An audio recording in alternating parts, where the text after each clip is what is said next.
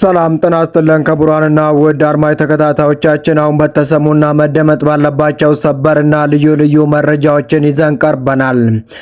እንደተለመደው ሁላችሁም ቪዲዮ ላይክ አድርጋችሁ እስከ ዜናችን ፍጻሜ ድረስ አብራችሁ እንድትቆዩ በአክብሮት እየጋበዝን ለዛሬ ያስንላችሁን ከሀገር ውስጥና ከውጭ ዋና ዋና መረጃዎችን በማስተዋወቅ እንጀምራለን።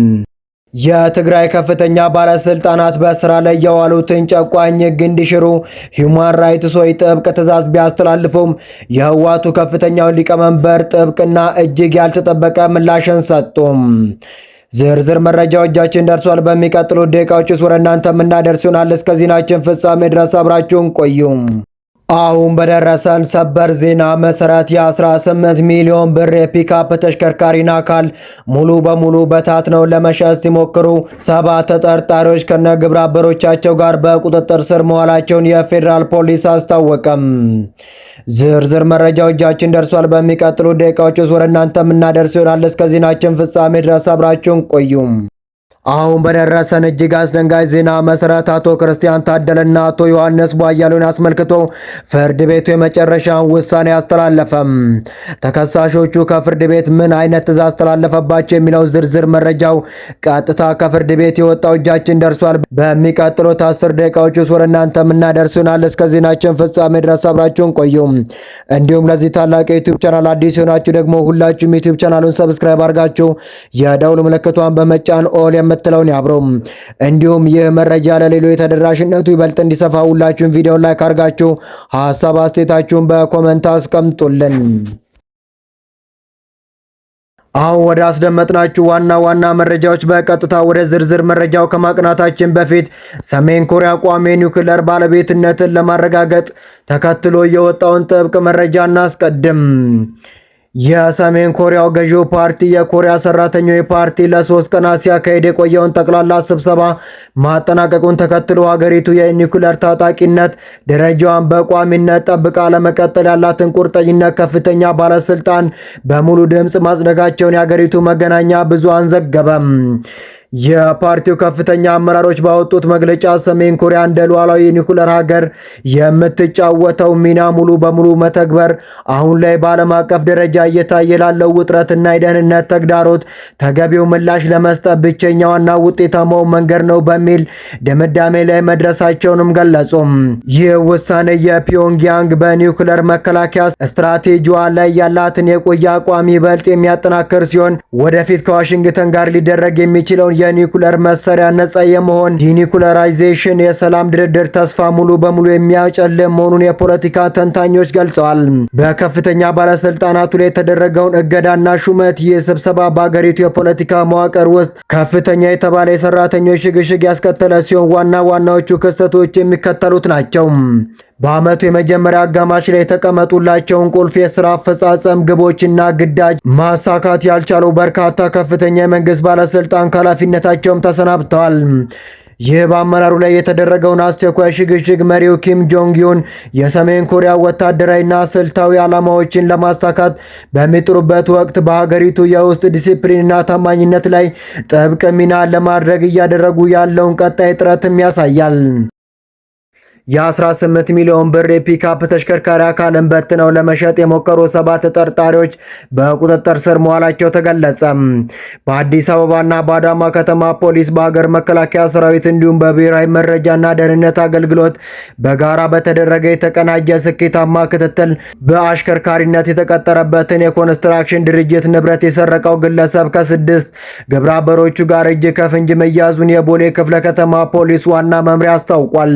አበራ መርሳ የተባለ ግለሰብ በቦሌ ክፍለ ከተማ ወረዳ 3 ልዩ ቦታው አደይ አበባ ስታዲየም አካባቢ በሚገኝ አንድ የግል የኮንስትራክሽን ድርጅት ውስጥ በአሽከርካሪነት ተቀጥሮ ይሰራ የነበረ ሲሆን ሰኔ 5 ቀን 2018 ዓ.ም የድርጅቱን ንብረት በመሰወር ወንጀል ይፈጽማል።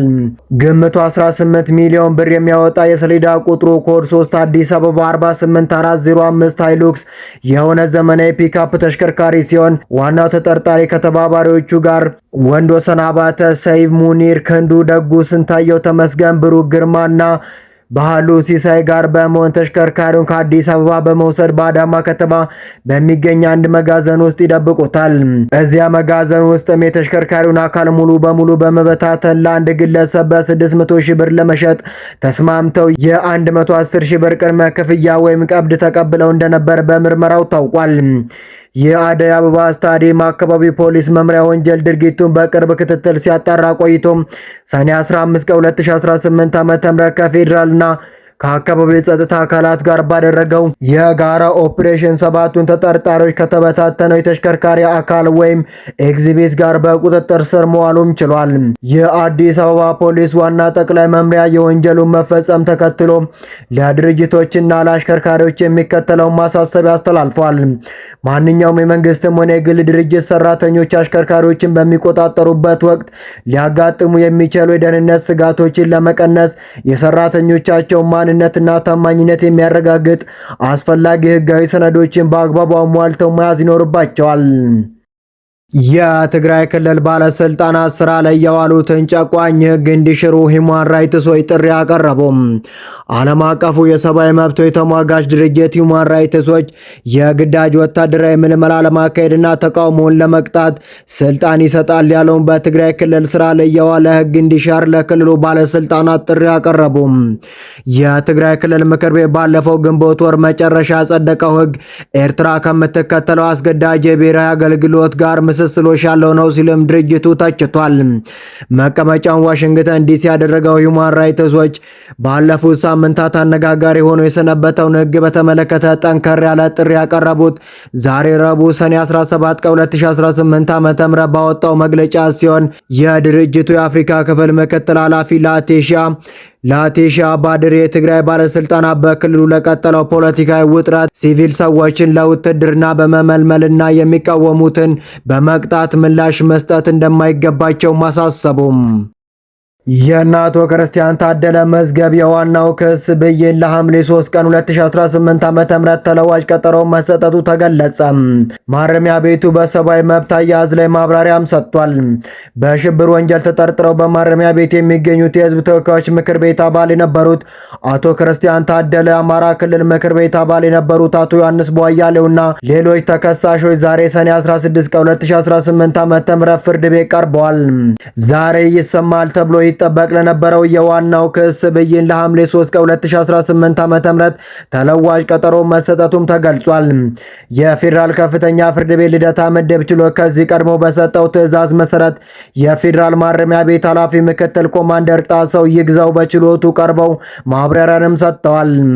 ተከሳሾቹ ከዚህ ቀድሞ ሰኔ 3 ቀን 2018 ዓ.ም ያቀረቧቸው የሰብአዊ መብት አያያዝ፣ የሕክምናና ከቤተሰብ ጋር የመገናኘት ችግሮችን በተመለከተ አብዛኞቹ መፈታታቸውን ኃላፊው ለችሎቱም አስረድተዋል። ይሁን እንጂ ተከሳሾቹ ችግሩ አሁንም ድረስ እንዳልተቀረፈላቸው ለችሎቱም ተናገሩ። በተለይም ከቤተሰብ ጋር ለመገናኘት መቸገራቸውን፣ በጤና እክል ምክንያት ከቤት የሚመጣላቸው ምግብ ፍተሻው ከመጠን በላይ በመሆኑ እንደሚበላሽ ተናገሩ። ተገቢውን የሕክምና አገልግሎት እያገኘን አይደለም ብለዋል። የግራ ቀኙን ክርክር የመረመረው ፍርድ ቤቱ የቀረበው የአያያዝ አቤቱታን ከማረሚያ ቤት አቅም በላይ እንዳልሆነ በመጥቀስ በአፋጣኝ መፍትሄ እንዲሰጣቸውና የተጠርጣሪዎችን ሰብአዊ መብት እንዲከበር ትዕዛዝም አስተላልፏል። ከ3 ሰዓታት በላይ በፈጀው የዛሬው ችሎት የፌዴራል ፖሊስ ተከሳሾቹ አዋሽ አርባ በነበሩበት ወቅት ደረሰብን ስላሉት የሰብአዊ መብት ጥሰት አጣርቶ እንደሚያቀርብ የተሰጠውን ትዕዛዝ ባለማቅረቡ በቀጣይ ምላሽ እንዲሰጥ ለአዋሽ አርባ ማረሚያ ቤት ጥብቅ ትዕዛዝም አስተላልፏል። ፍርድ ቤቱ በዚህ አያያዝ መብት አቤቱታ ላይ ብይን ለመስጠት ለሰኔ 22 ቀን 2018 ዓ.ም ተለዋጭ ቀጠሮ መስጠቱንም አስታውቋል።